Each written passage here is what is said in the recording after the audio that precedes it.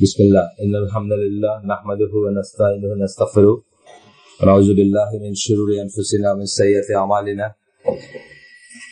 मन यहदिहिल्लाहु फला मुदिल्ल लहु व मन युद्लिल फला हादिय लहु व अशहदु अन ला इलाहा इल्लल्लाह वहदहु ला शरीका लहु व अशहदु अन्ना मुहम्मदन अब्दुहु व रसूलुहु अम्मा बाद फइन्ना खैरुल हदीसि किताबुल्लाह व खैरुल हदी मुहम्मदिन सल्लल्लाहु अलैहि वसल्लम वशर्रुल उमूरि मुहदसातुहा व कुल्लु मुहदसातिन बिदअह व कुल्लु बिदअतिन दलाला व कुल्लु दलालातिन फिन्नार। আসসালামু আলাইকুম ওয়া রাহমাতুল্লাহি ওয়া বারাকাতুহু। আমরা যা পড়তেছিলাম সেখান থেকে কন্টিনিউ করব ইনশাআল্লাহ। Problems Muslims face in today's world, এই বইটা থেকে। তার আগে একটা ছোট্ট কথা বলতে চাই, এটা জাস্ট একটু রিলেট করার ব্যাপার।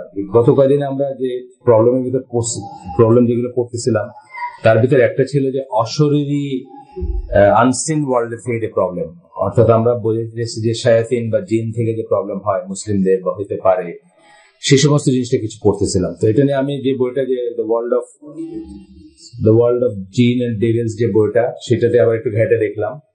তো ওইখানে যেটা বলতেছেন যে মানুষের ভিতর থেকে একজন, ফেরেশতাদের ভিতরে একজন কারিন, যেটাকে বলতেছে অলওয়েজ মানুষকে ফলো করে, হ্যাঁ, তাদের এইটা ফেরেশতাদের ভিতর যে কোম্পানির মানুষের, সে চেষ্টা করে মানুষকে ভালো দিকে নিতে, এবং জিনদের ভিতর থেকে, মানে জিন বলতে খারাপ জিন শায়াতিন, তাদের ভিতর থেকে যে সে চায় খারাপ দিকে নিতে, এবং কখনো একজন জয়ী হয় অথবা অন্যজন জয়ী হয়। সেইখানে ইনক্লিনেশনটা হবে আপনার নফস যেদিকে যাইতে চায়, সেটার একটা রোল আছে। জোর করে তারা কেউ কিছু করতে পারে না, আপনাকে করার কোনো স্কোপ নাই। এখন সেইটা ওই একটু ঘাটাঘাটি করলাম আমি, যে সমস্ত জায়গায় ফেরেশতারা কোথায় যেতে পছন্দ করেন, কোথায় থাকতে পছন্দ করেন, ক্লিন জায়গা, যেখানে আল্লাহর নাম নেওয়া হয়, যেখানে আল্লাহ বিরুদ্ধে কাজ হয় না, হ্যাঁ, ইত্যাদি ইত্যাদি, সব প্লাস প্লাস প্লাস প্লাস জায়গায়। আর শায়াতিনরা কোথায় যেতে পছন্দ করে, যেখানে আল্লাহ বিরোধিতা হয়, আল্লাহ বিরুদ্ধে কাজ হয়, অশ্লীলতা হয়, মদ জুয়া এগুলো চলে, বা প্রস্টিটিউশন বা এই ধরনের জায়গাগুলোতে তারা যাইতে পছন্দ করে, বা তারা থাকে ওইখানে। ওই সমস্ত জায়গাগুলো গেলে ভেরি লাইকলি যে আপনি তাদের দ্বারা অ্যাটাক হতে পারেন, বা তারা আপনাকে করতে পারে, কি বলে, ক্ষতি করতে পারে, বা তারা আপনাকে পজেস করতে পারে। এই ধরনের ব্যাপারগুলো আমরা বিশ্বাস করি, বা এগুলো আমাদের আকীদার অংশ। এখন কথা হচ্ছে, যেমন ধরুন মার্কেটে ওই বইটাতে, যে বইটার কথা বলতেছি, দ্য ওয়ার্ল্ড অফ জিন অ্যান্ড ডেভিলস, ওমর আল-আশকারের বই, যেটা আকীদা সিরিজের 8টা বইয়ের একটা। ওইখানে প্রথমে বলছে যে ফার্স্ট পার্সন অথবা first thing to enter market হচ্ছে শায়াতিন, মানে খারাপ জিনগুলা প্রথম বাজারে ঢুকে গিয়ে। বাজার মানে সুক, যেখানে বাজার তো জানেন ইসলাম খুব পছন্দনীয় একটা জায়গা না, সেই জায়গা থেকে ঢুকে ওরা প্রথম। এই প্রসঙ্গে একটা কথা, মানে প্র্যাকটিক্যাল একটা শেয়ার করবো আপনাদের সাথে। সেটা হচ্ছে যে আমাদের একজন যিনি ভাই, আমার খুব ক্লোজ, উনি আমার সাথে, ওনার খুব ইখলাস আলা, যদি দেখা সাক্ষাৎ কম হয়, বাট দূরের থেকে খুব ভালো সম্পর্ক। তো উনি তার ছেলের বিয়ের দাওয়াত দিলেন আমাকে কিছুদিন আগে, মাসখানেক আগে বা আরো আগে। তো বিয়েতে যেখানে হবে, সেটা হচ্ছে বাংলাদেশের সবচেয়ে অশ্লীল কাজ হয় যে সমস্ত হোটেলগুলো, তার একটা। এটা একটা হোটেল যেখানে নিউ ইয়ার্স পার্টিটা, এই যে সামনে আসতেছে পয়লা, কি বলে, 31 ডিসেম্বর রাত্রে যে পার্টি হবে, সবচেয়ে অশ্লীল এবং সবচেয়ে জমজমাট হয়। এবং 14 তালা বলে একটা 14 ফ্লোর, এটা আমি যাই নাই, পড়ছি আর কি, সে রিপোর্ট যেগুলো হয় সে আসে। আপনারা, আমি তো বিডি টুডে দেখি ইউজুয়ালি, আর না হলে কখনো RTNN বা ওই ধরনের জিনিসগুলো দেখি। তো ওইখানে আসছে যে ওদের 14 তালাটা হচ্ছে এটা অশ্লীলতার সিট অফ অশ্লীলতা। ওইখানে রুমগুলা ওই আগে থেকে বুক করা থাকে, নাচ গান এবং মধ্যপ্রহর একটা স্টেজে অবিবাহিত ছেলেমেয়েরা বা যারা যায় ওখানে, তারা চেক ইন করে ওইসব রুম গুলাতে। তো ওই ভাই দেখলাম ওই হোটেলটাতে তার ছেলের ওয়ালিমার ব্যবস্থা করছে। তা আমি তাকে বললাম যে আপনি কি জানেন না যে এখানে মদবিক্রি হয় বা এই সমস্ত এইগুলা হয়? তখন উনি বললেন যে আমি ওইভাবে চিন্তা করি নাই, তবে আপনার আমাকে ভালো একটা ডিসকাউন্ট দিচ্ছে এখানে। আমি আর ওনার সাথে কথা বলি নাই যে এটা আসলে সামনাসামনি বসে কথা বলার জিনিস, ফোনে আসলে বললে বোঝাতে পারবো না আমি। আর এটা বললেন এক ফাঁক যে ওটা একজন মালিক তো সিলেটি, আমি বললাম দ্যাট ডাজন্ট মিন এনিথিং। একজন সিলেটে দেখে আমি আমি যাইতে হবে, উনি সিলেটে না, বাট উনি আমাকে একটা অভয় দিতে চাইলেন যে একজন মানুষ তো সিলেটে, সিলেটের বিস্তর খারাপ কাজ করে বেড়াইতেছে সারা দুনিয়ায়, মানে ইংল্যান্ডের সব ভাগ ভাগ বেঁচে যেখানে সেখানে সব মত বেছে না, এগুলো তো সিলেটের ওন করে বা চালায় ইত্যাদি ইত্যাদি। এরপরে একজন বোন আমাদেরকে তার বিয়ের দাওয়াত দিলেন, উনিও খুবই একলা চালা এবং খুব ভালো, আমাদের অনেকদিন পরিচিত, এবং খুব আশা করে শখ করে কিন্তু উনি আমাকে বিয়ের দাওয়াত দিয়েছেন। দুটা বিয়েই হয় নাই এখনো, মানে ভবিষ্যৎকালের ব্যাপার এখনো, কিন্তু এখানে ফিরে আসা যায় না। যেমন ওই ভদ্রলোক নিশ্চয়ই বুকিং মানি দিচ্ছেন, যা যা করার সবাইকে কার্ড টার্ড দিচ্ছেন, এখন চিন্তা করতেছেন এই ঝামেলা, মানে এটা আপনি উল্টা ওনার আমার খুব মন খারাপ হইতে পারে যে আপনি তো আমার ইসের ভিতরে বিষ ঢেলে দিলেন, বা আমার এক গ্লাস দুধের ভিতরে এক ফোঁটা চনা ঢেলে দিলেন আর কি, আপনি আমার ভিতরে এখন খসখস করবে যে আমি ওইখানে করতেছি। 2 নম্বরের কেসটা হচ্ছে যে এই বোনের বিয়ে হবে রাওয়াত ক্লাবে। এটা ওর সঙ্গত কারণে আমার ওয়াইফ, আমার সাথে কথা হয়নি, আমার ওয়াইফের সাথে যখন কথা হলো আমার ওয়াইফ তাকে বললো যে তুমি কি জানো না যে এখানে এই জিনিস হয়। উনি তখন বললেন যে এটা জয়েন্টলি হয়েছে, মানে ছেলের ফ্যামিলির সাথে জয়েন্টলি হয়েছে, এখানে তার কোন রোল ছিল কিনা আদৌ, বা থাকলে উনি জানতেন না, ইত্যাদি ইত্যাদি। মানে এটা ইরিভার্সিবল প্রসেস, ঠিক আছে, আমি বুঝতেছি যে এগুলো এমন পর্যায়ে চলে গেছে যে এগুলা আমাদের বলায় বা তার বলায় এখন আর চেঞ্জ হবে না, বা হওয়ার মতো উপায় নেই, অবস্থায় নাই। কিন্তু এখানে চিন্তার ব্যাপার হচ্ছে কি যে আপনি আপনার জীবনের সবচেয়ে সিঙ্গেল মোস্ট ইম্পর্টেন্ট রিলিজিয়াস একটা অনুষ্ঠান এমন জায়গায় আয়োজন করতেছেন যেখানে রহমতের ফেরেশতা যাবে না, একটু আগে যা বললাম এখান থেকে, এবং যেখানে শায়াতিনরা যাবে। আপনি চাইলে অ্যাকচুয়ালি কার ফেভার চাইতেছেন? আপনি আল্লাহ বা আল্লাহর হোস্টের ফেভার চাইতেছেন না, কিন্তু শয়তান বা শয়তানের হোস্টের জায়গাতে যাচ্ছেন in the name of discount. ডিসকাউন্টটা যদি হয় তাহলে আপনি কি দিন বিক্রি করে দুনিয়া হাসিল করতেছেন। আমরা বলি না একটা দিন বিক্রি করে দুনিয়া হাসিল করা, আপনি আপনার দিনকে বিক্রি করলেন, অর্থাৎ মদ, জুয়া, অশ্লীলতা, নাচ গান যেখানে হয় সেই জায়গাতে আপনার দিন, ওইখানে যাওয়া তো একটা মুসলিমের উচিত ছিল না, ওইটার অংশ হওয়া উচিত ছিল না। দিনটা বিক্রি করলেন, দুনিয়া হাসিল করলেন, কিন্তু ডিসকাউন্ট হাসিল করলেন, এই তো ব্যাপারটা। এই তো গভীর চিন্তার ব্যাপার আছে। আপনাদেরও জীবনে এই জিনিসটা আসবে, কারো নিজের আসবে, কারো নিজের ছেলে মেয়ের আসবে, কারো ভাই বোনের আসবে। মুসলিম হিসাবে আমাদের উচিত কি? ভাবিয়া করিও কাজ, করিয়া ভাবিও না। আমাদের উচিত আগেই চিন্তা করা, before we enter into something in the name of আত্মীয়তা, in the name of discount, in the name of কি করব বলেন, কি করব বলেন, এইখানেই তো করার ব্যাপার আপনার। আপনি তো আর কিছু করবেন না, আপনি এইটাই করবেন।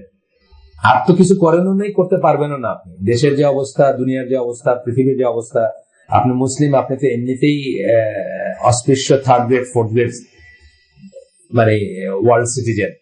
এইটাই করতে পারতেন আপনি, যে আল্লাহ বিরোধী জিনিসগুলো যেখানে হয় ওইখানে আমি অন্তত খাইতে নাচতে হা হি করতে যাব না আর কি। এখন যে যায় তাকে আমি প্রোটেস্ট করবো, তাকে বোঝাবো। এনাদেরও নিশ্চয়ই আমাদের মতো মানুষদের সাথে উঠা বসা আছে।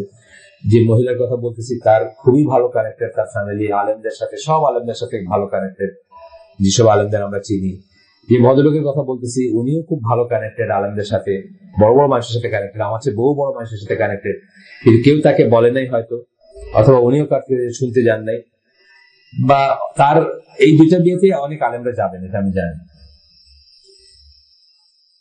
অনেক আলেমরা যাবেন।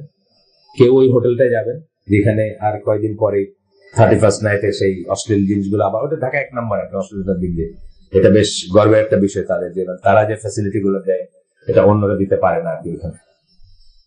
আর ওইটা, আর রাওয়া ক্লাবের ব্যাপারটা আপনারা সবাই জানেন। রাওয়া ক্লাবে আমাদের ভাই আছেন ব্রিগেডিয়ার সালার হোসেন বেগ, উনি ওইটার মেম্বার না, এই জন্য মেম্বার না যে ওখানে মত সাফ করা হয়। ওনাদের ধরেন এই ব্যাচ ওয়াইজ গেট টুগেদার হয় অনেক সময়।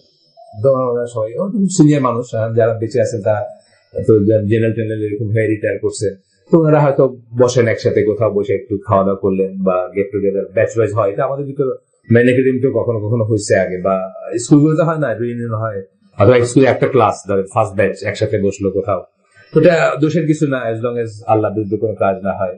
তো ওনাদের ওইগুলো উনি কন্ডিশন দিয়ে থাকেন যে এটা রাওয়া ক্লাবে হবে না, এটা অন্য কোনো জায়গায় হবে যেখানে অশ্লীল জিনিসগুলো না। আমরা তো করতেই পারি চাইলে। যেমন আমি এই আমার যে আমাকে কেউ যদি জিজ্ঞেস করে বিয়ে শাদী কোথায় অ্যারেঞ্জ করবে, আমার মতো ছাপোষা যারা, অর্ডিনারি মানুষ যারা খুব বেশি ঐশ্বর্যশালী না, আমি তাদেরকে বলি যে 27 নম্বরের এক্স দিয়ে যে রেস্টুরেন্ট গুলো আছে, এই পাশেরটার নাম কি জেনিয়াল না, এই জেনিয়ালটা যেটা ম্যানেজার, সে নামাজ পড়ে আল্লাহওয়ালা, সে হালাল হারাম বোঝে, মানে খাওয়া দাওয়ায় হালাল হারাম বোঝে আর কি। তো আমি চারটা যেমন 1 নম্বরে রিকমেন্ড করি। তারপরে আমি শুনছি জেনিয়ালের মালিকটা হিমসেলফ, সেও আল্লাহ মানে, আল্লাহকে ভয় করে, এবং তার যে চেইন অফ ই আছে সেখানে সবসময় আপনার স্টাফরা অফিসিয়ালি ছুটি পায় নামাজ পড়ার জন্য বা জামাত করে নামাজ পড়ে ইত্যাদি ইত্যাদি। এটা শোনার পর থেকে আমি তাদেরকে রিকমেন্ড করি। তারা আমি কোনোদিন দেখিও নাই এবং সে আমার কিছু হয় না, কিন্তু এইটাই হচ্ছে আলটিমেটলি আল্লাহর জন্য কাউকে ভালোবাসা এবং আল্লাহর জন্য ভালো না বাসা, দুইটাই আর কি। মানে যেমন সুন্নাহর ভিতরে যেমন কিছু করা আসবে, তেমন কিছু ত্যাগ করাও আসবে, না করাও আসবে। যে খারাপ জিনিসটা না করাটা সুন্নাহ, ভালো জিনিসটা করাটা সুন্নাহ। তো এটা আমরা মনে রাখবো। এখানে আমাদের এইসব ইভেন্ট আরো অনেকের হবে, এখানে যারা আছেন, যেমন তাহিন, হাসান, আপনি বিবাহিত, আপনি বিবাহিত আছেন, এদের হয়তো হবে বা আরো অন্যদের হবে। তো আপনারা এটা মনে রাখবেন ইনশাল্লাহ, এবং সেই মতো করে আপনারা চুজ করবেন। ভাবিয়া করিও কাজ, করিয়া ভাবিও না। আর মানে অনেক দেখবেন অনেকে খুব গর্ব করে বলে এই খাবারটা ঢাকা ক্লাব থেকে আসছে। এটা স্ট্যাটাসের ব্যাপার। ঢাকা ক্লাব থেকে, ঢাকা ক্লাবে কি হয়? জুয়া হয়, মদ হয়, অশ্লীল নাচ হয়, ইত্যাদি ইত্যাদি, সিরিজ অফ থিংস। তাহলে আমরা এটাতে প্রথমত গর্ববোধ করব না, এবং দ্বিতীয়ত এটা পরিত্যাগ করার চেষ্টা করব। এই ক্লজে যে জায়গায় শায়াতিনরা যায়, একটু আগে বললাম, এখানে রহমতের ফেরেশতা যাবে না। রহমতের ফেরেশতা কোথায় যান না বললাম না? যেখানে আল্লাহ বিরুদ্ধ কাজ হয়, আল্লাহ বিরোধিতা হয়, মাসিয়া যেটাকে আমরা বলি, বিরোধিতা হয় আল্লাহ, যেখানে আল্লাহ বিরুদ্ধ কাজ হয়, মদ হয়, জুয়া হয়, প্রস্টিটিউশনের ব্যাপার হয় বা অশ্লীলতা হয়, এখানে ফেরেশতারা যান না। তাহলে প্রথমত আমরা ফেরেশতারা যান না মতো একটা জায়গায় যুক্তই হব না। আমরা এখানে আসছি কেন? অনেকে অনেক কষ্ট করে আসছি, কেউ তেজগাঁ থেকে আসছি, কেউ আরো দূর দূরান্ত থেকে, শান্তিনগর থেকে আসছি, কেউ বা আরো দূরে থেকেও আসছি। তেজগাঁ শান্তিনগর চোখে পড়লো, এই জন্য বললাম। কেন আসছি? যে আমরা মনে করতেছি এখানে এমন একটা জায়গা যেখানে ফেরেশতারা আসবেন, আমাদের জন্য দোয়া করবেন, বা আমাদের একটা রহমতের আশা করতেছি আমরা। ঠিক উল্টাটা আমরা তাহলে পরিত্যাগ করে চলবো। তো তখন আমরা ওই জিনিসগুলোকে ওই অর্ডারে ফেলবো আর কি, যে আমি ঢাকা ক্লাবে বিয়ে অথবা দিনের মধ্যে অ্যারেঞ্জ করবো না, তাই না? বা এই সমস্ত হোটেল রেস্টুরেন্ট যেগুলো বললাম, আমরা সাবধান থাকবো ইনশাল্লাহ। চলেন আমাদের পাটে যাই। এটা আসছিল গতদিন, জিন শয়তান নিয়ে কথা আসছিল এখানে, তার অংশ হিসাবে আমরা এটা বললাম আর কি।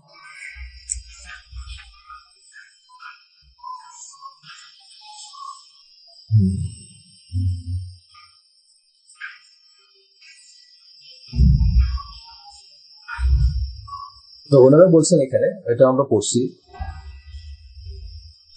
ফেরেশতারা কোথায় যান? জাস্ট আরেকবার একটু এখান থেকে হিসাবে দেখি।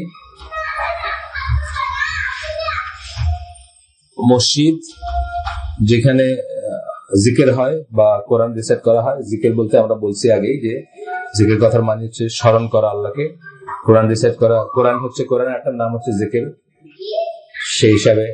তারপরে পরিষ্কার জায়গা, আগে বললাম পরিষ্কার জায়গা। তারপরে কোথায় যান না সেটা আমরা বললাম, যে সমস্ত জায়গায় প্রথম পড়ছিলাম আমরা সেদিন, যে যেখানে রাফলি আর কি, যেখানে কুকুর থাকে, মানুষের ছবি থাকে, গান বাজনা হয় এবং ঘন্টা থাকে। তারপরে এখানে আরো ছিল যে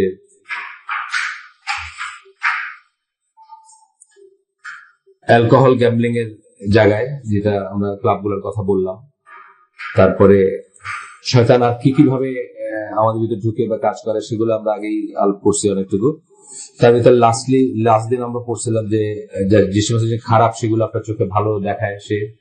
তারপরে ভাগাভাগি হয়, যেখানে মানে শয়তান মানুষের ভিতরে ভাগটা চায়, যোগটা চায় না, ফেরকা চায়, জামা চায় না।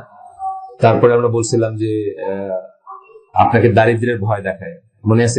এটা আমরা আলাপ করছিলাম। ফিয়ার ইজ দ্য কি বলছিলাম না? ফিয়ার ইজ দ্য কি বলছিলাম। যত কর্পোরেট ইসের কথা বলছিলাম, এটা খুব ইম্পর্টেন্ট জিনিস, কিন্তু এটা শুনতে মনে হবে যে খুব ইরিলেভেন্ট জিনিস, এখানে কথা বলতেছেন কেন এটা নিয়ে? যে আসলে এই অভাবের ভয়টার জন্য আমরা অনেক সৎ কাজ করতে পারি না। অভাবের ভয়টার জন্য বা ঐশ্বর্যের ভয়টার জন্য, বা আমরা যে স্বাচ্ছন্দ্যের ভিতরে আছি, যে কমফোর্টের ভিতরে আছি, এটা হারায় যাবে, বা এটা ঠিক ওয়ালাইকুম সালাম, এটা হারায় যাবে, বা এটা আমরা মিস করব, এই জন্য আমরা অনেক করতে পারি না। আচ্ছা, এটুকু আমরা পড়ছিলাম গতদিন। এখন শয়তানকে কি করে ফাইট করবেন? শয়তানকে কি করে ফাইট করবেন? যখন কোন একটা খারাপ চিন্তা আসবে, স্যাটানিক চিন্তাগুলো আমরা আইডেন্টিফাই করতে খুব একটা কষ্ট হওয়ার কথা না। স্যাটানিক চিন্তা সেইগুলাই যেগুলো আপনাকে আল্লাহ বিরুদ্ধে কাজ করতে উদ্বুদ্ধ করে অথবা প্ররোচিত করে বা আপনাকে উৎসাহ দেয়। সিম্পল কথা। যে কোনো জিনিস এটা কোনটা এটা বুঝতে পিএইচডি করার দরকার নেই। আমরা এমনি ফিতরা থেকেই বুঝি কোনটা স্যাটানিক কাজ। মানুষের ভিতরে কতগুলো থাকে, ন্যাচারাল ইনফ্লুয়েন্স থাকে, সেটা থেকে আমরা বুঝি। তো এরকম কথা যখন আপনার মাথায় আসবে, সাথে সাথে আপনি আল্লাহ জিকির করবেন, আল্লাহকে স্মরণ করবেন। তো এই ব্যাপারে একটা আয়াত কোট করছেন সূরা আল আরাফের 201 নম্বর আয়াত। এখানে বলতেছেন যে ইনডিড দোজ হু ফিয়ার আল্লাহ, যারা আল্লাহকে ভয় করে, নিশ্চয়ই যারা আল্লাহকে ভয় করে, when an impulse touches them from শয়তান থেকে যখন কোনো প্রয়োজনা আসে বা কোনো আপনার সাজেস্ট করে শয়তান, মেয়েরা এখানে বসবেন যে যদি এই হালাকার জন্য হন, আর এমনিতে আপনার হিফজের জন্য যারা, তারা উপরে বসেন। সো ইম্পালস যখন টাচ করবে আপনাকে, শয়তানের কোন ইম্পালস, তখন দে রিমেম্বার হিম, ব্র্যাকেটে বড় এইচ দিয়ে হিম, at once they have insight, এবং সাথে সাথে তাদের ভিতরে আল্লাহকে তারা স্মরণ করে, এবং সাথে সাথে তারা বুঝতে পারে যে হোয়াটস গোয়িং অন, বা কি ব্যাপারটা। এই এখানে আসবে কয়েকটা, মানে হাদিস আসবে কয়েকটা, আমরা কয়েকটা পড়বো, কয়েকটা যেগুলা বাছা কয়েকটা পড়বো। একটা জাবির বিন আব্দুল্লাহ থেকে বর্ণিত, আল্লাহ রাসূল সাল্লাল্লাহু আলাইহি ওয়াসাল্লাম বলেন যে যখন night falls or it is evening, মানে ডার্ক হয়ে আসে, যখন সূর্য ডুবতেছে, যখন এই সময়টা খুব ইম্পর্টেন্ট। কিন্তু সূর্য ডুবতেছে বা ডুববে সময়টা, এটা আমরা দেখতাম আমাদের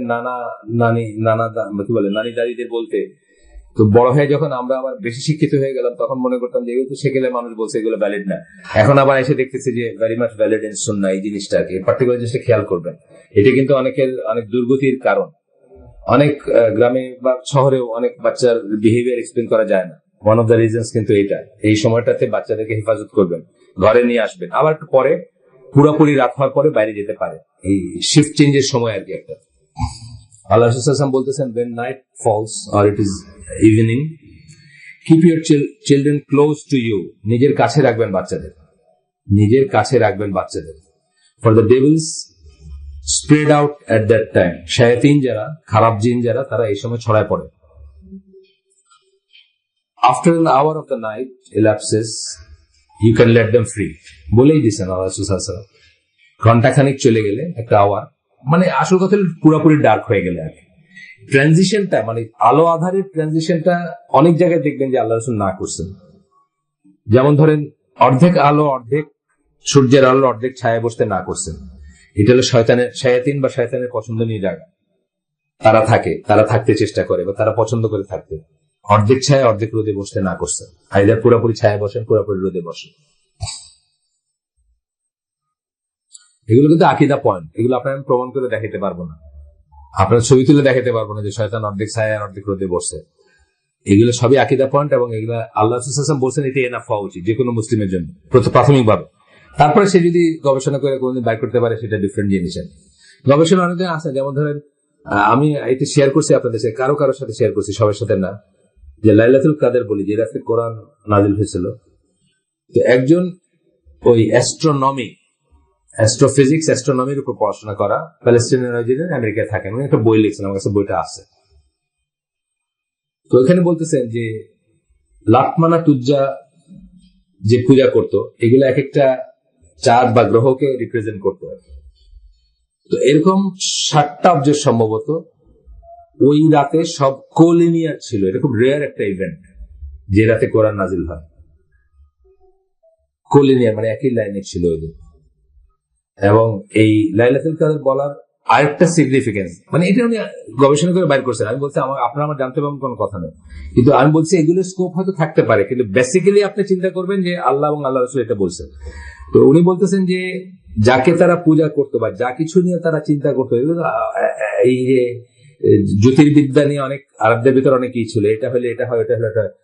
আল্লাহ নাইট অফ পাওয়ার এই জন্য বলতেছেন যে সবকটাকে আল্লাহ এক লাইনে নিয়ে আসছিলেন ওই রাত্রে, যে রাত্রে কোরআন নাজিল হয় সেই রাত্রে কথা বলতেছিলেন। এটার উপর একটা বই আছে, কখন যদি আপনার চাঁদ দেখতে পারেন, আমার কাছে আছে।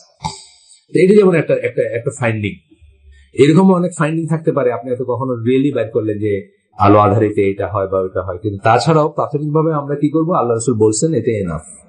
আচ্ছা, তারপরে বলতেছেন কি, close the doors and mention the name of আল্লাহ, ফর শয়তান does not open close doors. দরজা বন্ধ করতে বলতেছেন। এটা আমি ঠিক এই বক্তব্য থেকে বুঝতেছি না যে এই সময়টার কথাই বলতেছেন কিনা। আমি ধরে নিব যে এই সময়টার কথা, যেহেতু একই গোতে আসছে জিনিসটা।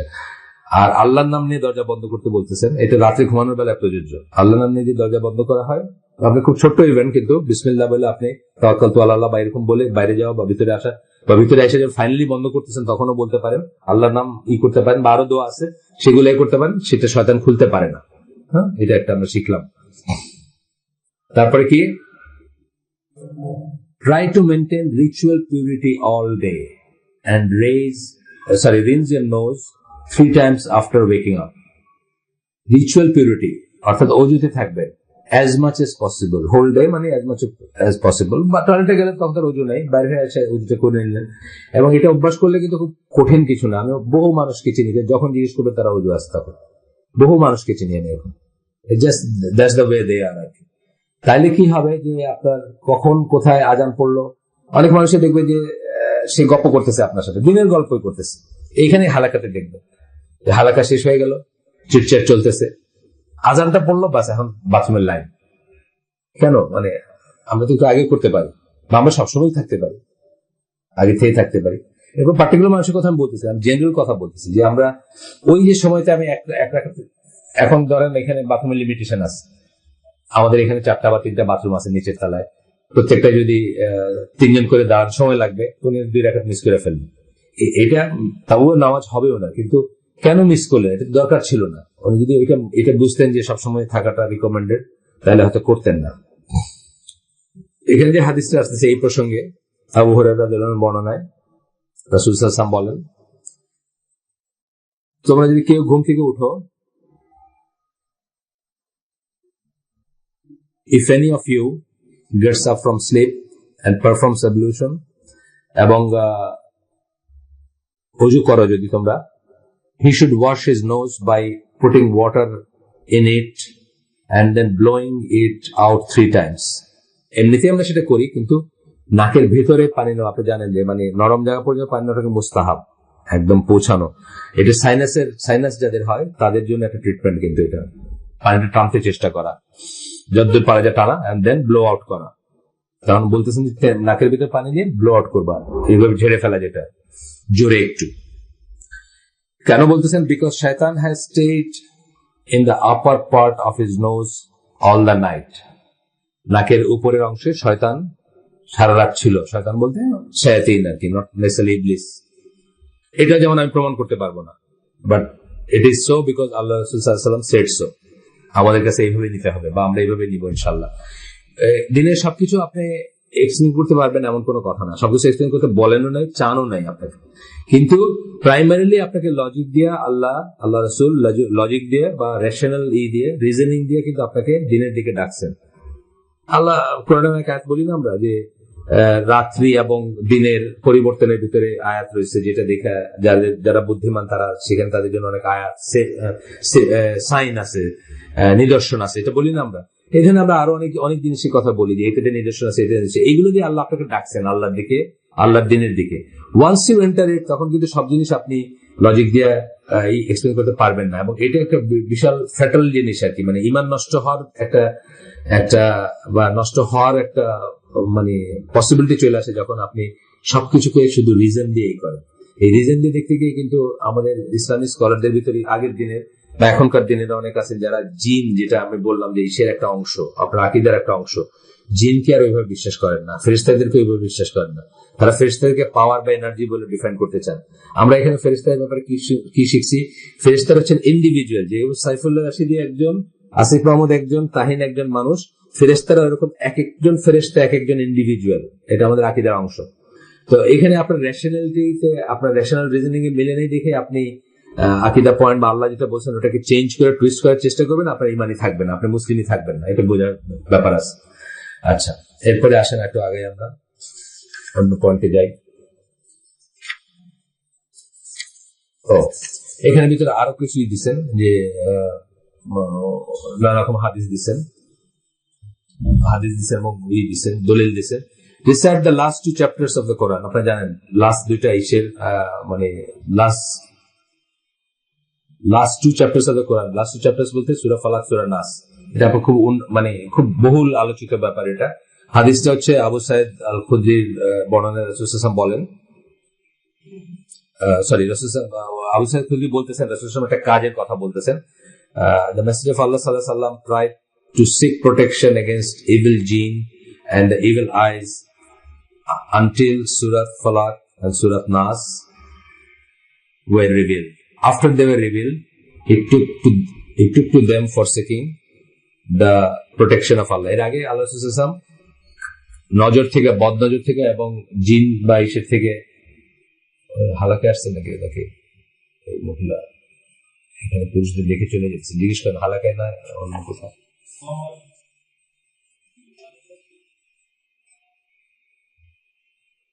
আচ্ছা, স্টুডেন্ট আছে না? আচ্ছা, ঠিক আছে বস। তো ফালাক নাস নাজিল হওয়ার আগে পর্যন্ত আল্লাহ রাসূল সাল্লাল্লাহু আলাইহি ওয়াসাল্লাম অন্যভাবে দোয়া করতেন বা দোয়া চাইতেন, আল্লাহর কাছে চাইতেন যে প্রোটেকশনের জন্য। ফালাক নাস নাজিল হওয়ার পরে and left everything besides them, এটি ছাড়া আর কিছু, এটি দিয়ে শুধু প্রোটেকশন চাইতেন আল্লাহ রাসূল, মানে আর কোনো অন্য বাড়তি দোয়া করতেন না, এটি দিয়ে চাইতেন। তাহলে এটা আমাদের একটা টুলস। আমরা এটা সকাল বিকাল বা ইনফ্যাক্ট সকাল বিকাল না, নামাজের জিকিরের ভিতরে আছে, প্রত্যেক নামাজের পরে আমরা এটা রিসাইট করার কথা। এই যে লিস্ট আছে আমাদের এখানে, এটা ছোট লিস্ট, কিছু বড় আছে, কিন্তু এটাতেও আমরা দেখি যে সূরা ইখলাস, সূরা ফালাক, সূরা নাস প্রত্যেক নামাজের পরে জিকির। আর আমরা দেখি যে ফজর এবং মাগরিবের পরে আমরা দেখি 3 বার করে করার দেখি এটা জিকির বা দোয়া আসকার যাই বলে। আচ্ছা, এরপরে বলতেছেন কি এগুলো কিন্তু আমরা কি শয়তান থেকে বেঁচে থাকার, শায়াতিন খারাপ জিন থেকে বেঁচে থাকারই প্রতিদিন আমরা, আমি তো আর আলেম না, আমি তো যাই হোক ইংরেজি শিক্ষিত মানুষ, তারপরেও প্রতিদিন বলতে গেলে একটা না একটা ফোন পাই আমরা এই সংক্রান্ত সমস্যা থেকে। এই কার কাছে গেলে এটার এলাজ পাওয়া যাবে, কে রুকিয়া করবে, অমুকের জেনে ধরছে, নাহলে অমুকের নজর লাগছে, নাহলে হাজব্যান্ড ওয়াইফের খুব ঝগড়া, এটা মেটান যায় না, এই সমস্ত জিনিস। হাজব্যান্ড ওয়াইফের ঝগড়া কিন্তু এটা ঠিক যে এই সমস্ত জিনিস থেকে হয়। সেকেন্ড চ্যাপ্টার অফ দ্য কোরআন, বাড়িতে সেকেন্ড চ্যাপ্টার কোনটা? সূরা বাকারা। বাড়িতে সূরা বাকারা নিজে পড়বেন, অথবা একদম যদি না পারেন বা কোনো কনস্ট্যান্ট থাকে তাহলে এইটাও যদি রেকর্ডিংটাও যদি চালান তাহলেও অনেকটুকু কাজ হওয়ার কথা। সেটাই বলেন, যারা রুকিয়া করেন তাদের অনেকেই বলেন, আমাদের সাথে তাদের মত বিনিময় হচ্ছে যে রিসাইটেশনটা বাজানোটাও অনেক সময় খুব এফেক্টিভ। আমরা এখানে দেখছি, এখানে যেদিন এইটা ওয়ার্কশপটা হচ্ছিল, যে মহিলা উপরে ছিলেন তিনি তো আর রিসাইটেশন শুনছেন, তাই না? একই কথা তো, উনি তো আর এখানে প্রেজেন্ট ছিলেন না, 4 তলায় ছিলেন, তার উপর তো এফেক্ট হচ্ছে, এটা সেটাই বলতেছি আর কি আমরা। এখানে হাদিস আবু হুরায়রা রাদিয়াল্লাহু আনহু বর্ণনায় হাদিস আসছে যেখানে রাসূল সাল্লাল্লাহু আলাইহি ওয়াসাল্লাম বলেন, do not turn your houses into graveyard, তোমাদের ঘরগুলোকে কবরস্থানে বা কবরে পরিণত করো না। কবরে পরিণত করা মানে কি? আল্লাহ খোদার নাম নাই যেখানে, কবরে পরিণত করে না মানে আল্লাহ খোদার নাম নাই, নামাজ নাই, কোরআন রিসাইটেশন নাই, এইটাই বোঝাতে চাইছেন আল্লাহ রাসূল সাল্লাল্লাহু আলাইহি ওয়াসাল্লাম। তারপরে বলতেছেন, শয়তান runs away from the house in which সূরাত আল বাকারা ইজ রিসাইটেড। সূরা বাকারা যে ঘরে রিসাইট করা হয়, আবৃত্তি করা হয়, পড়া হয়, সেখান থেকে শায়াতিন বা শয়তান খারাপ জিন তারা দূরে সরে থাকে, তারা এখান থেকে ভাগে বা চলে যায়। আরেকটা হাদিস, এটা যেটা পড়লাম এটা মুসলিমের হাদিস, এটাও মুসলিমের হাদিস। এটাতে আল্লাহ রাসূল সাল্লাল্লাহু আলাইহি ওয়াসাল্লাম বলেন, the house in which Surah Al-Baqarah is recited is not approached by shaitan. শয়তান ওই মুখ হয় না। অ্যাপ্রোচ কথাটা মানে কি? ওই মুখ হওয়া, মানে এইদিকে আসা, সেদিকে আসে না যেখানে সূরা বাকারা রিসাইট করা হয়। তাহলে এটা আমলের একটা অংশ করে নেবেন। আচ্ছা, ইউ ক্যান অলসো, উনি বলে দিচ্ছেন, you can also have Quran recited in your home by using CDs, cassettes, computer programs and like. যদি না পারেন, অনেকে তেলাওয়াত করতে পারেন না, এটা ভেরি শেমফুল, কিন্তু আমাদের অনেক মানুষ আছেন আমাদের ভিতরে, একদম বয়স হয়ে গেছে মানুষ আছেন, কোরআন তেলাওয়াত করতে পারেন না, ভুল হয়, এত ভুল হয় যে এটা তেলাওয়াত বলা যায় না, এরকম আছেন। মানে ধরেন একদম বেসিক জিনিসে ভুল হয়, তারা অন্তত এটা এটা এটা করতে পারেন নিজের ঘরে। এরপরে বলছেন যে একটা দুঃস্বপ্ন থেকে যদি জেগে ওঠেন যদি, তখন কি করবেন? জাবির রাদিয়াল্লাহু আনহুর বর্ণনায় আল্লাহ রাসূল সাল্লাল্লাহু আলাইহি ওয়াসাল্লাম বলেন, when someone sees unpleasant dreams he should spit to his left 3 times, এরকম করে বাদিকে 3 বার থুতু ফেলবেন, অথবা থুতু না আসলেও যেটুকুই আর কি আছে, মানে এক্সট্রা থুতু জমানোর দরকার নেই, সেটুকু স্পিট করলেন বা পাশে, সিক রিফিউজ ইন আল্লাহ, এবং আল্লাহর কাছে আশ্রয় চাবেন ফ্রম দ্য আউটকাস্ট শয়তান, আউযুবিল্লাহ মিনাশ শাইতানির রাজিম। না, এটা হচ্ছে শয়তানের কাছে আশ্রয় চাওয়ার দোয়া। Then he should turn and sleep on his other side, সাইডটা চেঞ্জ করে, আগে যে সাইডে ছিলেন সেটাকে, আগে যদি বাপ কাতে থাকেন, এটা চেঞ্জ করে ডান কাতে অন্য সাইডে শুবেন। এটা মুসলিম, আবু দাউদ এবং নাসাইর হাদিস। যারা স্বপ্নে ভয় পান, ভয়ঙ্কর ভয় পান কিন্তু অনেক সময়, এবং ভয় পাওয়া ছাড়াও অন্যান্য সমস্যা থাকে, যেমন শ্বাস বন্ধ হয়ে আসে, আছে না, দেখবেন বসে এসে ঘামতেছে, দরদর করে ঘামতেছে, কি ব্যাপার, শয়তান সে ভয় পাচ্ছে, মানে ভয় পাইছে বা এরকম। আচ্ছা, এরপরে যেটা, এটা আমরা সবাই জানি, আয়াতুল কুরসি রিসাইট করা, এটা অনেক ফর্মে আসছে, অনেক বড় একটা হাদিস আছে, এখানে আমরা সেটা গেলাম না। এটা হচ্ছে, এটা যত রকমের প্রোটেকশন, আপনি এই শয়তান যে বাইতুল মাল থেকে খাবার চুরি করতে আসছিল, ওইটার বর্ণনাটা এখানে, অনেক বড় হাদিস এটা, কিন্তু সে শয়তানি কিন্তু আবু হুরায়রাকে শিখাই দিয়েছিল যে আপনি যদি আয়াতুল কুরসি পড়েন তাহলে আর চুরি হবে না বা চোর আসবে না, ইত্যাদি ইত্যাদি আর কি। তো তখন রাসূল সাল্লাল্লাহু আলাইহি ওয়াসাল্লাম আয়েশা যখন গল্পটা বললেন রাসূল সাল্লাল্লাহু আলাইহি ওয়াসাল্লামকে, 3 দিন পর এরকম হয়, তখন রাসূল সাল্লাল্লাহু আলাইহি ওয়াসাল্লাম বললেন যে he has told you the truth although he is a liar, মানে শয়তান তোমাকে একটা সত্যি কথা বলছে আয়াতুল কুরসি সম্বন্ধে, যদিও সে মিথ্যুক। এটা একটা দলিল, কিন্তু আমরা বলি যে সত্য কথা যদি কাফেরের মুখ থেকে বাইরে হয় তাহলে সেটা সত্য, যদি সত্য হয়ে থাকে। এটা আমরা বলি না, তাই বলি আমরা। কিন্তু অনেক সময় দেখবেন একটা কাফের 100টা কথার ভিতরে 99টা আজে বাজে কথা বললো, একটা কিন্তু খুব ভালো কথা বললো যেটা সত্য, তখন ওই সত্যটাকে কিন্তু অ্যাকনোলেজ করতে হবে, স্বীকার করতে হবে যেটা সত্য। হ্যাঁ, এটা হইতে পারে। এবং এটা আমরা আরো জানি যে এই যে শয়তানদের সম্বন্ধে বর্ণনা আছে না, যে তারা 100টা মিথ্যা মিলায়, একটা সত্যির সাথে 100টা মিথ্যা মিলায়, তখন মানুষের কাছে এই করে। এটা একটাই মানে দলিল। Stick to the body of Muslims, এই কথায় আবার ওই কথা চলে আসতেছে যে বডি অফ মুসলিমস মানে যারা ভালো মুসলিম মধ্যে শুদ্ধ পথের উপর আছে, তাদের সাথে আপনি লেগে থাকবেন। তাইলে কি এই জায়গাগুলোতে ফেরেশতারা থাকবেন, তাই না? ফেরেশতাদের পছন্দের জায়গায় থাকলে। আর ওই যে পয়লা 31st নাইট যেখানে হবে ধামাকা, কি সব বলে না শব্দ, ওইসব জায়গায় যদি লেগে থাকেন, ওইসব জায়গা কাদের জায়গা? জিন শায়াতিনের জায়গা, খারাপ জিনের জায়গা। তাইলে আপনাকে ওইগুলো ধরবে।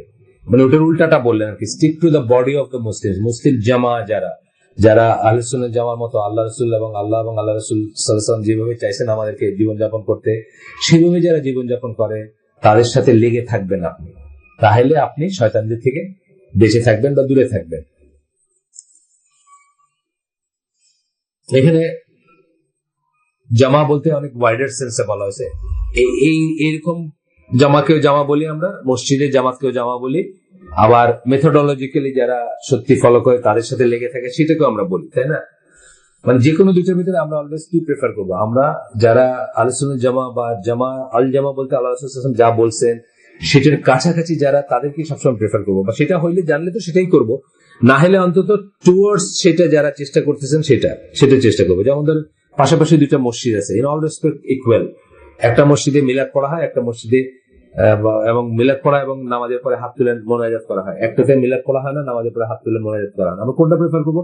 ন্যাচারালি সেকেন্ডটা, কারণ ওটা মেইন স্ট্রিম মুসলিম বা শুদ্ধ মুসলিম যারা, তাদের জামাত, সেই জন্য সেখানে আমরা বেশি রহমত আশা করব, সেখানে আমরা থাকতে চেষ্টা করব। এখানে 2-একটা হাদিস পড়ি আমরা। প্রথমটা হচ্ছে সহিহ হাদিস তিরমিজি এবং ইবনে মাজাহ থেকে। রাসূল সাল্লাল্লাহু আলাইহি ওয়াসাল্লাম বলেন, stick to the congregation of Muslims, মুসলিম জামাতের সাথে লেগে থাকো, এন্ড অ্যাভয়েড ডিভিশন, এবং ভাগটাকে অ্যাভয়েড করো। যে জন্য আমরা আপনাদেরকে বলছি যে সেই সমস্ত সৌদি স্কলাররা যারা এক বাক্যে বলেন যে আল্লাহ রাসূল সাল্লাল্লাহু আলাইহি ওয়াসাল্লাম মোস্ট অফ হিজ লাইফ 8 রাকাত তাহাজ্জুদ পড়ছেন অথবা তারাবি পড়ছেন, সেই সমস্ত সৌদি স্কলাররাও বাংলাদেশের মসজিদে যেখানে 20 রাকাত তারাবি পড়া হয় সেখানে 8 রাকাত পড়ে বের হয়ে যাওয়াটাকে নিষেধ করেন, কেননা এটা সমাজের ভিতর বিভেদ সৃষ্টি করে। ইসলামী সমাজে পারতপক্ষে বিভেদ সৃষ্টি করতে পারবো না, চাইবো না আমরা। যেখানে বিভেদ সৃষ্টি না করে একত্র থাকার স্কোপ আছে, তাই না? এই লজিকেই কিন্তু বলেন যে আপনি একা চাঁদ দেখছেন, কনফার্ম আপনার নিজের চোখকে আপনি অবিশ্বাস করতে পারেন না, তথাপি আপনি একা অথবা 5 জন নিয়ে একটা সমাজের ভিতরে 5% নিয়ে আলাদা ঈদ করবেন না, যদি দেখেও থাকেন আপনি। আর যেখানে আপনি দেখেন সৌদি আরব দেখছেন, সেখানে তো প্রশ্নই ওঠে না। মানে আপনিও যদি দেখেন তবুও করবেন না যদি এই সমাজ একসেপ্ট না করে আপনার। আচ্ছা, বিভেদ সৃষ্টি করাটা ইসলামে এত এই ব্যাপার, এটা নিয়ে আমরা সাবধান থাকবো। শয়তান is the one person, Shaitan is with the one person alone, but is more likely to avoid the two together. একলা পাইলে একজন মানুষ যেভাবে শয়তান ধরবে, 2 জন যদি থাকে তাহলে তাকে ধরাটা কম চান্স আছে। Whoever wants abundance in paradise should stick to the congregation of Muslims. যে জান্নাতের অফুরন্ত চায়, নিয়ামত চায় বা সম্পদ চায়, সে যেন মুসলিম জামাতের সাথে লেগে থাকে। একটা পড়লাম আমরা, আরো আছে এরকম। একদম লাস্টেরটা হচ্ছে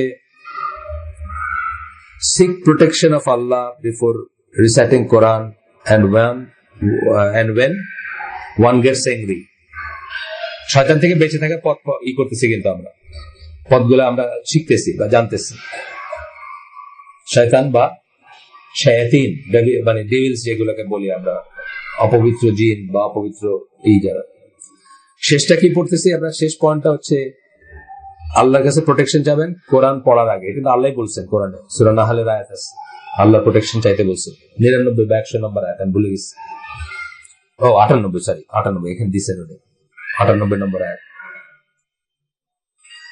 আর বলছেন কি, and when one gets angry, রাগত মানে রাগ হওয়া বা ক্রোধ বা উন্মাদ হয়ে যাওয়ার আগে দেখবেন আমাদের অনেক প্রশ্ন আসে যে বউ তালাক দিয়েছে, দিয়া বলছে ওই সময় খুব রাগ হয়েছিল, এটা মানি হলো যে এখন চাইতেছে যে এটাকে তালাক হয় না, এই কথাটা মুখ দিয়ে বাইর করার জন্য। আমাদের স্কলাররা বলেন যে তালাকটা রাগের কোনো ব্যাপারই না। প্রথম কথা, আপনি অন্য শব্দ শুনে রাগ করেন, এইটা নিয়ে রাগ করেন কেন? এটা রাগের কোনো বিষয় না। আবার এটা আমরা এখানে পড়তেছিলাম একদিন যে তালাক এবং জিহাদ দুইটা জিনিসের ফিক যদি আপনি পড়েন আপনি অবাক হয়ে যাবেন।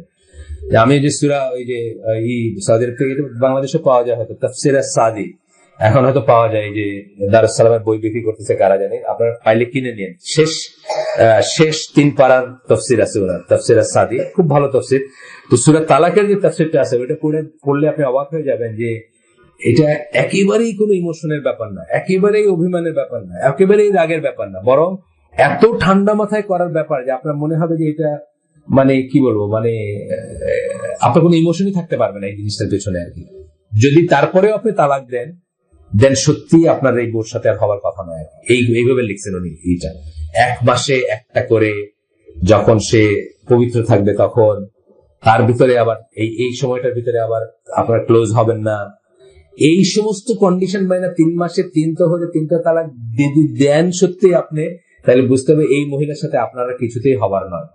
কিন্তু এটা না যে বাদ দেন, এই চালাকার একটা বাড়ি মেরে বলেন যা, এটা মোটেই না। এবং জিহাদটাও তাই, মানে ক্রোধ থেকে, রাগ থেকে, ইমোশন থেকে জিহাদ না।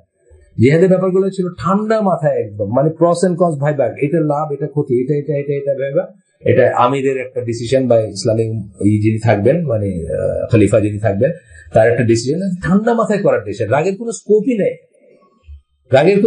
নেই। এবং কতটুকু তাদের, আপনাদেরকে বলছি আমি যে আল্লাহ রাসূল সাল্লাল্লাহু আলাইহি ওয়াসাল্লামের মৃত্যুর পরে যখন খলিফা আলী রাদিয়াল্লাহু আনহু যখন স্ট্রাগল করতেছেন ওই ফিতনাগুলোর সময়, খারেজিরা যখন তাকে কাফের ডিক্লেয়ার করছে এবং তার মাথার জন্য রিওয়ার্ড ঘোষণা করতেছে বা করে, তখন তাকে জিজ্ঞেস করা হয়েছে যে খারেজিরা কি কাফের না? বলছেন না, ওরা তো কুফর থেকে পালায় বেড়াইতেছে। তাহলে কি ওরা মুনাফিক? বলেন না, ওরা তো হাইয়েস্ট এ ক্লাসের মানুষজন, এ ক্লাস বেশি ওদের। তারপরে জিজ্ঞেস করছেন তাহলে তারা কি? তারা হচ্ছে এমন এমন মানুষ যারা তার ভাইদের এগেইনস্টে সীমা লঙ্ঘন করছে। এইটুকু ছিল তার মুখ থেকে বের হওয়া সবচেয়ে বড়, মানে তথাপি তার ক্রোধটা ছিল না তাদের প্রতি। আজকে আপনারা আমার কি কাফের ডেকে দেখুন তো ওইখানে, এইখানেই এক রাত হয়ে যাবে, তাই না? কিন্তু তাকে তারা কাফের ডাকতেছে এবং তাকে বলতেছে যে আপনি তওবা করেন, আপনি ঈমান হারায় ফেলছেন, আপনি কাফের হয়ে গেছে, আপনি তওবা করেন, তাহলে আমরা আপনাকে মানবো। এই ধরনের কথা বলার পরে কিন্তু উনি কি বলছেন, তারা হচ্ছে এমন একটা জনগোষ্ঠী যারা তাদের ভাইদের বলতে কি ওনার নিজের কথা বলতেছেন, নিজেকে কিন্তু তাদের ভাই বানায় দিচ্ছেন, বানায় বলতেছেন যারা তার ভাইদের এগেনস্টে সীমা লঙ্ঘন করছে। এটাতেই বোঝা যায় যে মানে ভালো আমলের মানুষের রাগ হবে না, এবং রাগটা হচ্ছে শয়তানের একটা টুলস। এখানে ডিভোর্স, আর এখানে মানুষ মেরে ফেললো, এখানে বোমা মেরে দিল, বুঝছেন না? এগুলো রাগ ক্রোধ এগুলো হবে না মানুষের। মানুষ এমনকি কষ্টটাও, এমনকি একটা স্কোর সেটেল করা বা একটা মৃত্যুদণ্ড দেওয়াটাও কিন্তু রাগ থেকে না। ইসলামী ওয়ার্ল্ডে দেখেন আপনি, ইসলামী ওয়ার্ল্ডের বিচার আচার গুলোর গল্প পড়েন, আপনি দেখবেন রাগের ব্যাপার নাই, কিন্তু ক্রোধ রাগের ব্যাপার নাই। ঠান্ডা মাথায় চিন্তা করে, সবচেয়ে বেশি জ্ঞানী যিনি উনি বিচারক, সবচেয়ে বেশি জ্ঞানী যিনি উনি কাজী, উনি ঠান্ডা মাথায় বললেন যে হ্যাঁ এটা হবে, এটা হলো, ব্যাস। এইসব ব্যাপারগুলো। পরের চ্যাপ্টারে আমরা যাই, কিভাবে সৎ কাজে আদেশ আর মন্দ কাজে নিষেধ কারেক্টলি দিবেন। উনি কারেক্টলি কথাটা ইউজ করছেন। এই কথাটা করতে গিয়ে আমরা দুই সাইডে অনেক কিছু নষ্ট করে দিই। এটারও দুইটা সাইড আছে, একটা হচ্ছে বেশি করতে গিয়ে, একটা হচ্ছে কম করতে গিয়ে, একটা হচ্ছে সুগার কোট করতে গিয়ে, একটা হলো বেশি তিতা করতে গিয়ে, দুইটাই খারাপ। আজকে এই থেকে জানা গেলেন যে মিলাদ বলে কিছু নাই, আপনার কি বলে নামাজের পরে সম্মিলিত দোয়া নাই, জুমার দিনের কাবুল জুমা নাই, আপনার ভালো করে মদ জ্বালায় নাই, বাপরে করে আব্বা তুমি জীবনে যা করছো সব বাতিল। এটা দাওয়াতের কোনো রাস্তা না। এই আব্বা কিছুতেই আপনার কথা নিতে পারবে না। প্রথম কথা হলো ছেলে বলতেছেন এই জন্য নিতে পারবেন, এটা আমাদের একটা আছে নর্মাল, ছেলে বলতেছেন দেখেই নেওয়া যাবে না, এটা একটা টেন্ডেন্সি আর খুব খুব মহৎ কোনো মানুষ হলে তারা কথা অন্য, তারা একটা বাচ্চা ছেলে বললেও নিতে পারে। হ্যাঁ, বা অনেক সময় দলিলটা খুব অকাট্য হইলে তখন আর বলার কিছু থাকে না। কিন্তু একটা বাচ্চা ছেলে গিয়ে, মানে ধরেন 18-20 বছরের ছেলে গিয়ে 50 বছরের বাপের বলছে আব্বা তুমি জীবনে যা করলে সব বাতিল, তোমার সমস্ত ইবাদত ড্রেনে গেছে, এটা কোনো বাপ পছন্দ করবে না? পছন্দ করবে। এটা এটা এটা দাওয়াতের কোনো পথ না। আবার দাওয়াত দিতে গিয়ে আপনি এমন সুগার কোটেড করলেন যে আপনার কাছে এভরিথিং ইজ ওকে, সুদখোর ওকে, ঘুষখোর ওকে, কমিশনার ওকে, সবাই এসে আপনার ইজতেমায় বসতে পারে, সিনেমা অ্যাক্ট্রেসও বসে, হোসেন মোহাম্মদ এরশাদও বসে, বুঝছেন না? সবাই এসে বসতে পারে আপনার ইজতেমায়, সবাই হাত তুলে দোয়া করে, সবাই সব হাসিল করে, ইসালে সব। বুঝতে হবে যে আপনার সমস্যা আছে, ঠিক আছে? এটা দুই এক্সট্রিমে গিয়ে আমরা সমস্যা করে ফেলি দাওয়াতের একটু হার্ড হইতে গিয়ে। যদিও আমরা অলওয়েজ বলি এখানে, বা আহলে সুন্নাত জামাত সকল স্কলার বলবেন যে সৎ কাজে আদেশ এবং মন্দ কাজে নিষেধ দুইটা ইকুয়ালি ইম্পর্টেন্ট। একটা দিয়ে হবে এটা মনে করাটা ভ্রান্ত ধারণা। অনেকে মনে করেন যে মন্দ কাজে নিষেধ কেউ পছন্দ করবে না, সুতরাং শুধু সৎ কাজে আদেশটাই দেই তাতে চলবেন না, মন্দ কাজে অবশ্যই নিষেধ করতে হবে, মন্দ কাজে অবশ্যই নিষেধ করবে, এবং মন্দ কাজে নিষেধ না করলে মন্দ কাজটা এস্টাবলিশ হয়ে যায়। এটা আমরা দেখতেই পাচ্ছি, নিষেধ না করতে করতে আমাদের সমাজে মন্দ কাজগুলো এস্টাবলিশ হয়ে গেছে, এমনকি ইসলামী সার্কেলের ভিতরে হয়ে গেছে। একটু আগে যে উদাহরণটা দিলাম আমি, যে একটা জায়গায় নিউ ইয়ার্স এর পার্টি হয় এবং সব অশ্লীল কাজগুলো হয়, সেই জায়গাতে খুবই ইখলাস সম্পন্ন মুসলিম তার ছেলের ওয়ালিমা করতেছেন। আমি যখন বললাম তখন উনি বললেন ভালো ডিসকাউন্ট পাইছে। এখন ওনার বোঝা উচিত ছিল যে উনি দিন বিক্রি করে আসলে দুনিয়ার কিনতেছেন, বা ডিসকাউন্ট পাওয়াটা কি দুনিয়ার গেম, আর বিক্রি করলেন কি দিন। যেখানে আমি বললাম যে ফেরেশতারা ঢুকবে না, আগে আমরা দলিল দেখালাম যে ওইসব জায়গায় ফেরেশতারা যায় না, আর কি বললাম শায়াতিনরা যায়। তাহলে আমি কার নৈকট্য লাভ করতে চাইতেছি? আমার ছেলের বিয়ে তো একটা ব্লেসেড জিনিস। ইসলাম কিন্তু বিয়েটা কি রিলিজিয়াস অ্যাক্ট, কিন্তু এটা আমার মনে রাখি না অনেক সময়। রিলিজিয়াস অ্যাক্ট বলে এটা ডেফিনেট ফিক আছে, এটা একটা ডেফিনেট ওয়েতে করতে হবে, আপনার মন গড়া ওয়েতে করলে হবে না। তো আকম ভাইকে যে লাস্ট যে শুক্রবার একটা বিয়ে ছিল আমাদের এই সার্কেলের, আমাদের দিনী ভাইদের ভিতরে, ওখানে আকম ভাই কি বললেন যে বিয়ের হালাকায়, বা বিয়ের হালাকা না, বিয়ের মজলিসে সব দোয়াই করা হয় এক্সেপ্ট সেই সুন্নাহ দোয়াটা যেটা আল্লাহ রাসূল এক লাইনের একটা দোয়া বলছিলেন যে এইটা হলো বিয়ের দোয়া, এটা ছাড়া সকল দোয়াই করা হয়, বাকি অনেক বড় বড় বিশাল লম্বা দোয়া।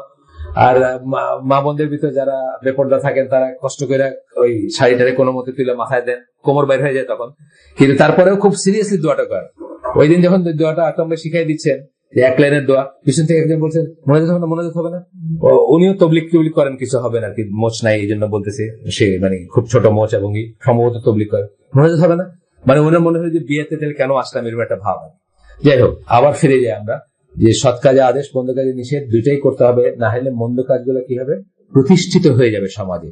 যেভাবে এসে প্রতিষ্ঠিত হয়ে যায়, প্রতিষ্ঠিত হওয়াতে আমি কি বুঝি, আমি আমার জীবনটাকে দুইটা ভাগে ভাগ করে নেই, যে নামাজের সময় নামাজ আছে, সুদের সময় সুদ আছে, নামাজের সময় নামাজ আছে, ঘুষের সময় ঘুষ আছে, নামাজের সময় নামাজ আছে, সামাজিকতার জন্য আমি দাওয়াত ক্লাবে অথবা ওই হোটেলে গেলাম যেখানে অশ্লীল কাজ হয়, এটাকে আমি কি আর ইচ্ছা করে যাইতেছি নাকি, আমার দাওয়াত দিচ্ছে আমি, এইরকম একটা যুক্তি আর কি, আমার দাওয়াত দিচ্ছে আমি যাইতেছি, এরকম একটা ব্যাপার আর কি। যাই হোক, আমরা আসি এটাতে, এটা খুব ইম্পর্টেন্ট চ্যাপ্টার, যে কারেক্টলি কিভাবে দিতে হবে এটা বলতেছেন এখানে। মুসলিমের একটা হাদিস, বুখারী মুসলিম দুটোরই হাদিস, এটা দিয়ে বলতেছেন, প্রথমেই বলতেছেন, এটা খুব ইম্পর্টেন্ট হাদিস, আপনারা জানেন, all actions are by intentions and every person shall have that which he intended. যত কাজ, যত আমল হচ্ছে নিয়ত দ্বারা জাজড হবে। একটা আমল করতে গিয়ে আপনার নিয়ত কি ছিল, বা একটা কাজ করতে গিয়ে নিয়ত কি ছিল, এটা দ্বারা জাজ হবে। খুব আমরা জানি সবাই, এই হাদিসটা খুব ফেমাস হাদিস। এমনি আমরা জানি, এটার এক্সটেনশন হিসেবে জানি, ধরেন অজুর কথাটা আমি বলছি অনেকবার, যে অজুর নিয়তটা আল্লাহ যেমন মনে করে কি, অজুর ফরজ 6টা, আমার দেশে প্রচলিত, আমরা ছোটকাল থেকে শিখছি কি 4টা শিখছি, 4টাই কিন্তু আমরা ফিজিক্যাল রিচুয়ালস এর জিনিস শিখছি, অর্থাৎ এটা দিতে হবে, এটা দিতে হবে, এটা দিতে হবে, এটা করতে হবে, এইটাই শিখছি। কিন্তু এর বাইরেও আরো 2টা ফরজ আছে যেটা ছাড়া আপনার অজু হবে না। এটাই মেজরিটি স্কলাররা মনে করেন, আহলে সুন্নাত জামাত মেজরিটি স্কলার, এবং এই মাযহাবের ভিতরে 4টা মাযহাবে 3টা মাযহাবে এটা মনে করেন, সেটা হচ্ছে কি আপনার অজুর নিয়ত করতে হবে। আপনি পা পিছলায়, শাখতে পা পিছলায় নিচে খালে পড়ে গেছেন, সারা শরীর ভিজে গেছে, আপনার অজু হয়নি, কারণ আপনার নিয়ত ছিল না অজু, তাই না? আপনার যখন পা পিছলাইছেন তখন এই অজুর নিয়ত ছিল না। আরেকটা কি অজুর আরেকটা ফরজ কি, তার তীর ঠিক থাকতে হবে, অর্ডারটা ঠিক থাকতে হবে, জিনিসগুলো ওইগুলোই ধুইবেন, আপনি ওইগুলোই ভিজাবেন, কিন্তু মুখের আগে পা ভিজালে হবে না, আগে মুখ তারপরে পা আসতে হবে, মানে যে সিরিয়ালে আছে সেই সিরিয়ালে আসতে হবে। এই অজুর ফরজ 6টা যেমন ধরেন। তাহলে এখানে আমরা কি দেখলাম, নিয়তটা অত্যন্ত ইম্পর্টেন্ট জিনিস। জাকাতের বেলায় কিন্তু এইগুলো কেন বলতেছি, এগুলো ছাড়া তো ইবাদত হবে না, এই জন্য বারবার আমরা এগুলোকে রিপিট করি। জাকাতের বেলায় যেমন অনেক মানুষ দান করেন, অনেক দানশীল, দান করছেন, সারা বছর করছেন, at the end of year either calculate করে ওইগুলো বাদ দিয়ে দেন, অথবা ক্যালকুলেট না করে বলেন যে আমি অনেক বেশি দিছি, এটা দিয়ে আমার জাকাত আদায় হয়ে গেছে। না, এটা জাকাত আদায় হবে না। প্রথমত হচ্ছে ক্যালকুলেট করতে হবে, আর অ্যাডভান্স জাকাত দিতে পারেন 2 বছরের, আপনি 2 বছরের দিতে পারেন অ্যাডভান্স, মানে ধরেন আপনার জাকাত ডিউ হবে আগামী বছরের ডিসেম্বর মাসে, আপনি সেটা এই বছর ডিসেম্বর জাকাত দিয়ে দিচ্ছেন, কালকেই দিচ্ছেন, ধরেন কথার কথা বললাম, ডিসেম্বর কোনো না, যে কোনো সময় আপনি করতে পারেন, কাউন্ট করতে পারেন, ওটা আপনার ফাইন্যান্সিয়াল ইয়ার।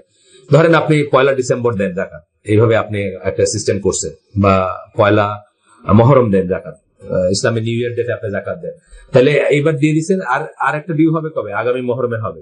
কিন্তু চাইলে আপনি ওই দিন যেটা ডিউ হওয়ার আশা করতেছেন বা অ্যাজিউম করতেছেন বা মোটামুটি এস্টিমেট করতেছেন, সেটার উপর বেস করে আপনি এখনই জাকাত দিতে পারেন অ্যাডভান্স। আপনার ভাইয়ের খুব দরকার, তার অপারেশন হবে, একদিনই ভাইয়ের খুব দরকার, তার অপারেশন হবে, তাকে জাকাত দিতে পারেন, অ্যাডভান্স জাকাত দেওয়ার নিয়ম আছে। কিন্তু আপনাকে জানতে হবে যে আপনি এটা দিচ্ছেন। আপনি এখন দিলেন এমনি 50,000 টাকা দিয়ে, আচ্ছা দিলাম, অপারেশন লাগাও, তারপরে যখন জাকাতের সময় আসলো তখন আপনি বলেন আল্লাহ আমার ওই পয়সাটা কিন্তু দিছিলাম, এটাই জাকাত হিসেবে এই করে নেন, না এটা ঠিক না, বুঝছেন তো ব্যাপারটা, আগে এই করতে হবে, জানতে হবে। যাক, এখন বলতেছেন এখানে একটা শোনার ব্যাপার আছে, if you have the ability to change the evil with your hands or body, you should do so as long as doing so will not create a greater harm or bring harm to you and your family.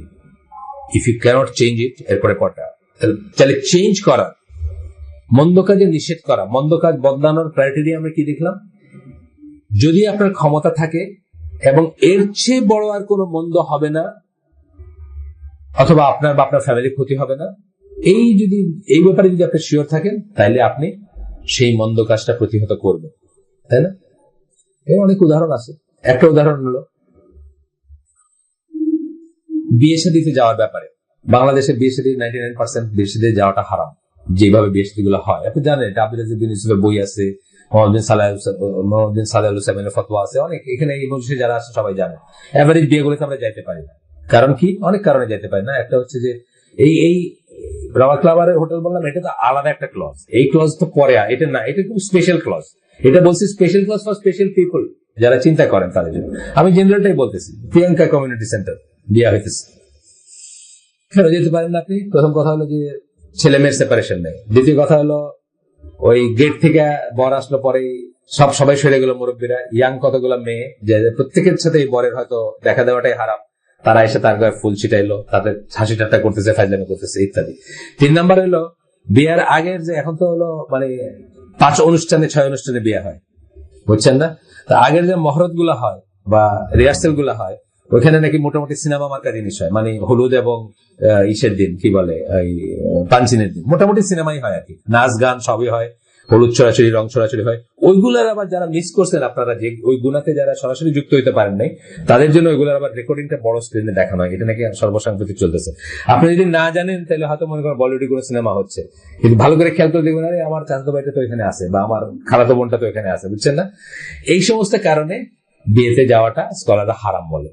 আচ্ছা, এখানে জিজ্ঞেস করা হয়েছে যে আত্মীয়তার সম্পর্ক যে ছিন্ন হয়ে যাবে, তখন মোহাম্মদ সাল্লাল্লাহু বলছেন যে যদি হয়, সেটার সমস্ত দায় দায়িত্ব করবে যারা এই হারাম কাজটাকে আয়োজন করছে, তাদের উপর তোমার কোনো গুনাহ হবে না, তাই না?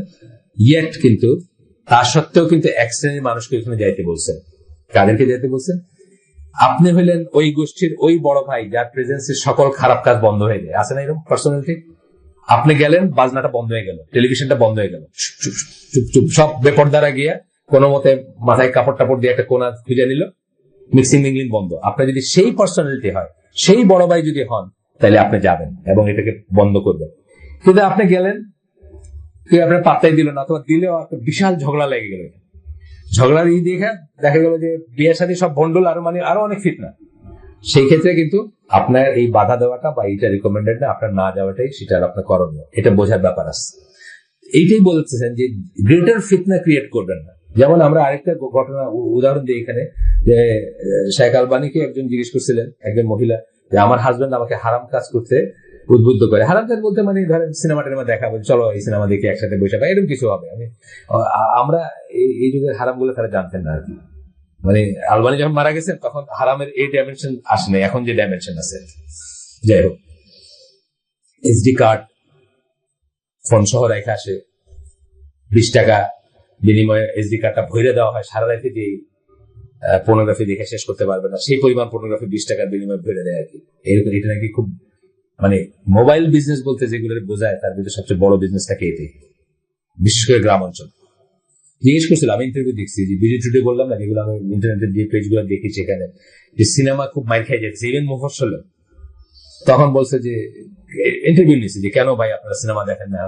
বলে যে জায়গাতে দেখবো, যাইতে আসতে খরচ আছে 100 টাকা, সিনেমার টিকিট তো আছে, যাওয়া আসার কষ্ট আছে, সময় আছে। 20 টাকা দিলে সারা রাত দেখে শেষ করতে পারবে না, ভরে দিতেছে। আরো অ্যাট্রাকটিভ জিনিস ভরে দিতেছে, যেটা সিনেমা হল দেখাইতে পারে না। সুতরাং সিনেমা দেখবো কেন? আচ্ছা, এখন যেটা বললাম যে ওনাকে শেখ আলবানীকে জিজ্ঞেস করছে যে আমার হাজবেন্ড আমার এরকম করে, আমি কি করব? মহিলা জিজ্ঞেস করছে। উনি বলছেন যে আল্লাহর অবাধ্যতা কারো বাধ্য হওয়া যাবে না। এটা থেকে জেনারেল কথা বলছেন যে আপনি চেষ্টা করবেন তাকে পথে আনতে, না হলে এই হাজবেন্ড ত্যাগ করা দরকার, ত্যাগ করাটাই আমরা মানে বলবো যে এটা জেনারেল রুল। কিন্তু আপনার ব্যাপারে আমি এটা বলবো না, কারণ আপনার অবস্থাটা আমি জানি না। এমন হইতে পারে যে হাজবেন্ডটা ত্যাগ করলে আপনার গ্রেটার হার্মের ভিতর পড়তে পারে, হতে পারে না? ধরেন একজন মহিলা 3 কুলে কেউ নেই, বাবা মা সব মারা গেছে, বা কিছু কেউই নেই, সে অনাথ ছিল, তার বিয়ে হয়েছে এক জায়গায়, খায় পরে সে আছে এখানে একটা প্রোটেকশনের ভিতরে আছে। এখন এটার জন্য সে হাজবেন্ডকে ছেড়ে দিয়ে রাস্তায় দাঁড়াবে, পরদিন তারা কেউ নিয়ে দৌলত দিয়ে বিক্রি করে দিল, তাহলে কি সে গ্রেটার হার্মের ভিতর গেল না? গ্রেটার হার্মের ভিতর গেল। এই জন্য কিন্তু ফিকের ব্যাপারে জেনারেল এবং স্পেসিফিক দুইটা ভাগ করেন স্কলাররা অলওয়েজ। ফতোয়া জিজ্ঞেস করতে গেলে একটা জেনারেল ফতোয়া এবং একটা স্পেসিফিক ফতোয়া হইতে পারে। স্পেসিফিক ফতোয়াটা জেনারেল ফতোয়া থেকে আলাদাও হইতে পারে, বুঝছেন তো? আপনার বেলা অ্যাপ্লিকেবল না হইতে পারে জেনারেল ফতোয়া, আর স্পেসিফিক যে ফতোয়াটা আপনাকে দিবেন সেটা আরেকজনের বেলা অ্যাপ্লিকেবল নাও হইতে পারে। এটা বোঝার ব্যাপার আছে, এই জিনিসগুলো আমরা বুঝবো ইনশাল্লাহ। আচ্ছা, তারপর কি বললেন? আমরা শেষ করে দিচ্ছি এখানে আজকের জন্য। কাল আগামী দিন আমরা অন্য জায়গাতে, আমাদের সময় প্রায় শেষ। আমাদের কি ট্রান্সপোর্ট আসবে আজকে ইনশাল্লাহ? আসবে। যারা নবীনগর যেতে চান ট্রান্সপোর্ট আছে ইনশাল্লাহ। If you cannot change it physically, এটা কিন্তু হাদিসের অংশ, হাদিসের এক্সপ্লেনেশন বা অংশ, আমরা জানি সবাই এটা। ফিজিক্যালি চেঞ্জ করতে যদি না পারেন, then you should speak out against it, মুখে কথা বলবেন, এটার এগেনস্টে কথা বলবেন, মন্দ কাজ যেটা হচ্ছে। আনলেস ইউ ফিয়ার দ্যাট, এটা একই কথা, যে যদি এই সম্ভাবনা না থাকে যে এর চেয়ে বড় ক্ষতি হয়ে যেতে পারে, মুখে হইতে পারে, কিন্তু মুখে। এই যে বাপটার কথা বললেন যে আব্বা তোমার তো কোনো নামাজ হইতেছে না, এখানে কিন্তু আপনারা ক্ষতি করতে পারে। তুই বেশি জানোস, জীবনে আর আপনার কথা শুনবে না, জীবনের এই লেনের কারো কথা শুনবে না। কই যাস বলতো, ডায়েরি করে আসবে আর কি, মানে আপনার কোথায় যায় প্রথমে খবর, তুই কোথায় যাস, কোথায় যাস, কোথায় এসব কথা শুনিস, শুনে শুনে আসে বাসায় বলিস, তাই না? পারলে ডায়েরি করবে। আমাদের এক দিদি ভাই, আপনি চিনেন তো, ওর বাপ বলছিল যে আইসিডি গেছে ডায়েরি করবে, কোথায় যায়, কিছুই না, আমাদের সে মেম্বার টেম্বার কিছুই ছিল না, আসছে 2 দিন বসছে এখানে বসে। ওই আমরা ইকবাল রোডে ছিলাম তখন, গিয়া বাপরে বলছে বোধহয় গরম গরম কিছু, বাপ বলছে তুই কোথায় যাস, তাদের কাছে আমি ডায়েরি করবি, তুই এইসব কথা এসব বলিস, বাপরে বোধহয় কাফে টাফে কিছু বলছিল বা এই ধরনের কিছু, ব্যাস। আচ্ছা, আমরা তো সেটা বলতে বলি না, ইটস রং। সেই ছেলেটার মাথায় সমস্যা আছে, এখনো আছে, তখনও ছিল এখনো আছে, আমরা সেটা বলতে বলি না, আমরা এই ল্যান্ডে নিতে বলি। এই যে এখানে বসে আছে, এই যে কলম হাতে নিয়ে, সে আমাদের কতবার জিজ্ঞেস করছে না কি না মারিফ, হাত তুলেন, কতবার জিজ্ঞেস করছে না, আমি তার কি বলছি, অলওয়েজ মাইল্ডার লাইনটা নিতে বলছে, অলওয়েজ জামাল লাইন নিতে বলছে, ফারাকাল লাইন নিতে বলিনি, চেষ্টা করা একদম। তারপর না হলে সেটা কি করবেন, কুফর শিরকের ভেতরে চলে গেলে তখন সেটা করবেন না, সেটা আর অন্য জিনিস। 3 নম্বর পয়েন্ট, এরপরটুকু বলতেছেন যে তাও যদি না করতে পারেন, তাইলে এই ইসের প্রতি আপনার মনে যেন থাকে, আপনার মনে যেন ঘৃণা থাকে, এই খারাপ কাজের উপরে মনে ঘৃণা করবেন। হাদিসে যেখানে আসছে বর্ণনা, ওখানে বলছে that is the minimum of ইমান, মানে ইমানের শেষ পর্যায়ে সেটা, এরকম বর্ণনা আছে হাদিসের নিচে। এটা তো উনি জেনারেল আলাপ করতেছেন, হাদিসের রেফারেন্সে আলাপ করতেছেন হয়তো, বাট এটা আলাদা করে আলাপ করছেন এখানে। আমরা এটা পড়লাম যে আমরা আরো ডিপে যাব, এটা আরো বেশি পড়বো না, আগামী দিন পুরো চ্যাপ্টারটা পড়বো। আজকে যা শুরু করলাম একটা নতুন হেডিং, আজকের জন্য আমরা শেষ করে দিই। সুবহানাকা আল্লাহুম্মা বিহামদিকা আশহাদু আল্লা ইলাহা ইল্লা আনতা আস্তাগফিরুকা ওয়া আতুবু ইলাইক। আপনারা যদি ভালো কিছু শুনে থাকেন, সমস্ত প্রশংসা আল্লাহর, এবং ইনশাআল্লাহ বাসায় নিয়ে যাবেন, একটা হলেও চেঞ্জ আনবেন জীবনে, একটা কথা হলেও এখান থেকে অ্যাড করবেন জীবনে। আসলে একটু নতুন কিছু শুনছেন না, একটা যদি শুনেন যেটা আপনার ভিতর নাই, এটা অ্যাড করলে বোঝা গেল যে আপনি কিছুটা করলেন, কি বলে, আপনি কিছুটা প্রোগ্রেস করলেন। আর খারাপ কিছু যদি শুনে থাকেন, মানে অকল্যাণকর কিছু, সমস্ত ব্যর্থতা আমার এবং শয়তানের, আল্লাহ আমাদেরকে সেই সূত্রে প্রোটেক্ট করুন। আবারও আসসালামু আলাইকুম ওয়া রাহমাতুল্লাহি ওয়া বারাকাতুহু।